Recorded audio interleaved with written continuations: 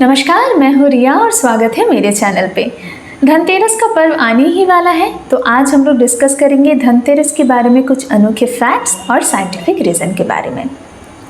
पहला चीज़ कि धनतेरस का मतलब क्या है।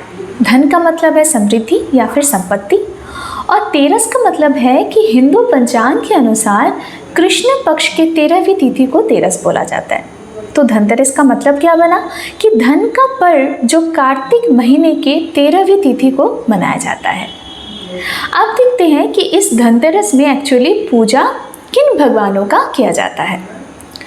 पहला जो चीज़ है कि हम सब लोग, मैं भी लक्ष्मी जी, गणेश जी, कुबेर जी का तो पूजा करते हैं, लेकिन एक्चुअल में धनतेरस में जिनकी पूजा करना चाहिए वो है भगवान धन्वंतरी का। अब भगवान धन्वंतरी है कौन? समुद्र मंथन के समय में जो 14 रत्न प्रकट हुए थे उसमें से एक थे धन्वंतरी और दूसरे थे अमृत। धन्वंतरी जी ने अमृत कलश को लेकर प्रकट हुए थे। माना जाता है कि धन्वंतरी है आयुर्वेदा और अच्छे हेल्थ की देवता। उनकी पूजा करने पे घर में हेल्थ, सबका स्वास्थ्य बनी रहती है। उनके साथ साथ पूजा किया जाता है लक्ष्मी जी, गणेश जी। आप सब लोग जानते हैं कि उनकी पूजा करने पे घर में सुख समृद्धि बनी रहती है। उनके साथ पूजा किया जाता है कुबेर जी का भी। कुबेर जी को स्वर्ग की कोषाध्यक्ष माना जाता है और ये माना जाता है कि उनकी पूजा करने पे घर में संपत्ति समृद्धि का आगमन होती रहती है। और एक बात है जो बहुत कम लोग जानते हैं, वो है यम दीपन। धनतेरस के दिन घर की दक्षिण दिशा में दिया जलाया जाता है और वो दिया होती है यमराज के लिए। क्यों? क्योंकि उनसे आप प्रार्थना करते हैं कि अकाल मृत्यु घर पे ना हो। ये नियम मध्य भारत और उत्तर भारत में मनाया जाता है। अब हम लोग देखेंगे कि धनतेरस के दिन कुछ नियमों का पालन किया जाता है, उसका थियोलॉजिकल फैक्ट्स और उसका साइंटिफिक फैक्ट्स। पहला, धनतेरस के लिए हम लोग साफ सफाई करते हैं। माना जाता है कि साफ सफाई करने पे घर में लक्ष्मी जी का वास होती है। अब ये तो हो गया थियोलॉजिकल फैक्ट्स, लेकिन आप सब लोग जानते हैं कि साफ सफाई कितना ज़रूरी है। अगर साफ सफाई नहीं करेंगे तो काम पे मन नहीं लगेगा, बच्चों का तबीयत खराब रहेगा, बच्चे पढ़ाई में ध्यान नहीं लगा पाएंगे, और अगर तबीयत खराब होगा तो वहाँ तो लक्ष्मी जी जाएंगे क्योंकि हॉस्पिटल में पैसा खर्चा होगा। तो इसी वजह से साफ सफाई मैंडेटरी है। और ये जो टाइमिंग है ना, ये सीजनल चेंज होती है। इस टाइम पे वायरल फीवर, बुखार, सर्दियाँ लगी रहती हैं, इसलिए जितना साफ सफाई हो सकता है वो अपने घर को रखिए। दूसरा चीज़ ये है कि हम लोग नया चीज़ें खरीदते हैं, सोना, चांदी, कुछ बर्तन भी। देखिए, सोना चांदी खरीदने का या धातु खरीदने का एक ही मतलब है कि हम लोग अगर कुछ नया चीज़ खरीदते हैं ना, तो वो मेंटल पीस को बना के रखता है, मेंटल हेल्थ को बना के रखता है। अच्छा लगता है कि नया चीज़ घर में आया, और इस वजह से कुछ लोगों का जो आर्थिक स्थिति है देश का, वो भी बदलता है थोड़ा सा कि सब लोग खरीदारी करते हैं। कुछ लोग बर्तन खरीदते हैं, इसका भी एक रीज़न है। पुराने बर्तन जो है ना, उसमें बैक्टीरिया पनप सकती हैं, तो इसलिए नया बर्तन खरीदने का रिवाज है।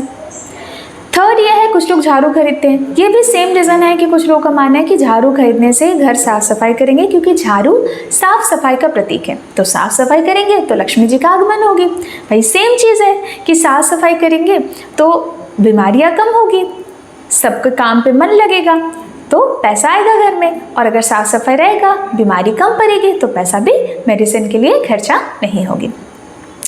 नेक्स्ट आते हैं कि इसमें इस टाइम पे दिया जलाया जाता है। देखिए, सीज़न चेंज होता है, ठंडी पड़ती है इस टाइम पे, तो इसलिए दिया जलाने पे थोड़ा सा गर्माहट महसूस होती है, और दिया का जो धुआं है, जो लौ है ना, उससे बहुत सारी बैक्टीरिया मर जाती हैं। सिर्फ दिया ही नहीं, बहुत जगह पे कपूर भी जलाया जाता है, धूना जलाया जाता है। तो ये सारी चीज़ें हमारी हेल्थ के लिए बहुत अच्छा होता है।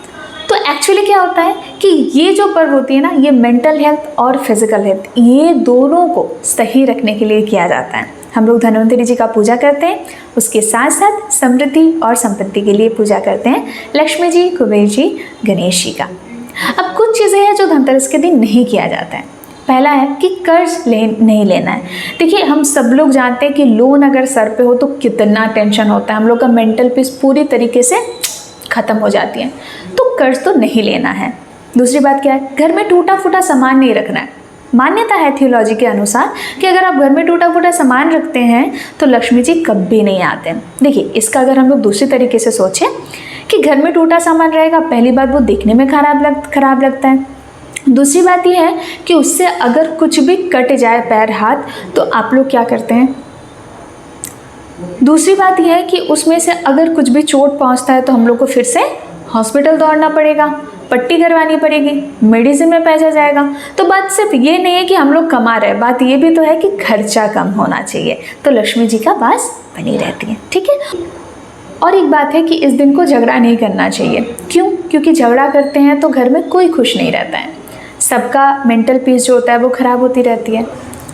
तो सिर्फ ये दिन नहीं, पूरे साल में झगड़ा नहीं करनी चाहिए। अगर कुछ बात की अनबन भी हो जाती है तो एक साथ मिल बैठ के उसको सुलझा लेना चाहिए।